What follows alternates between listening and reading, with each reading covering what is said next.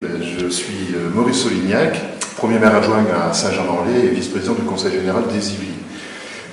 De par ma fonction, je dirais, de premier maire adjoint sur Saint-Germain-en-Laye, j'ai l'habitude, la pratique, et puis je dirais surtout j'attache beaucoup d'intérêt à la pratique des mariages républicains que nous avons dans nos mairies, y compris à Saint-Germain-en-Laye. Beaucoup de mariages ne sont plus suivis de cérémonies religieuses, et je pense qu'il est donc important que cette cérémonie soit pleine de solennité, mais aussi de sérieux.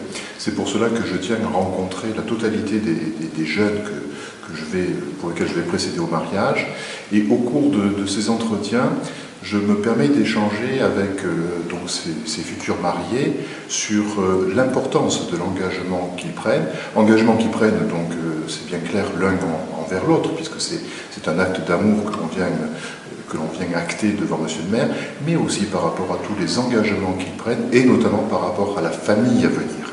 Et c'est sur ce point que je me permets, la majorité du cas, d'intervenir et d'insister, parce que les articles de loi que nous lisons et l'engagement de toute une vie que ces jeunes prennent devant nous ont pour vocation effectivement la procréation. Voilà.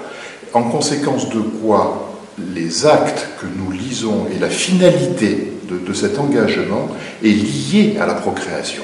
C'est pour cela que je ne peux concevoir la notion de mariage, et pas uniquement donc d'engagement, de mariage, uniquement entre un couple d'un homme et d'une femme.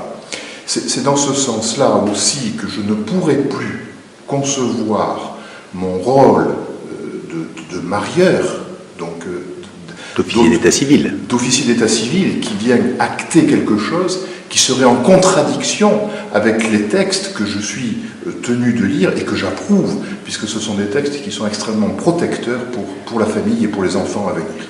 Et alors, si le texte Taubira a été confirmé par le Conseil constitutionnel, quelle est votre position personnelle et pour vos autres collègues sur la clause de conscience? Personnellement, je ne me sens plus capable de procéder à des mariages qui ne pourraient aboutir à la procréation. Donc je me retirerai de ces cérémonies. Je demanderai peut-être à d'autres personnes de le faire. S'il s'avérait que je sois mis en obligation de la part du préfet, c'est-à-dire que je sois saisi, mis en demeure de faire cet acte, je me permettrai à ce moment-là d'obéir à la loi, puisque je suis aussi républicain et donc j'obéirai à la loi, mais c'est vraiment contraint et forcé que je le ferai, et dans ces conditions-là, mon discours de présentation en tiendra compte.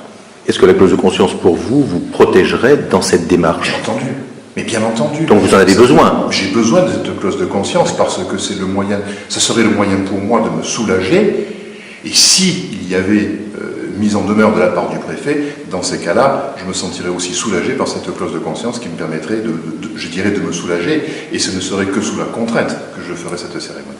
Merci Maurice Solignac. Merci.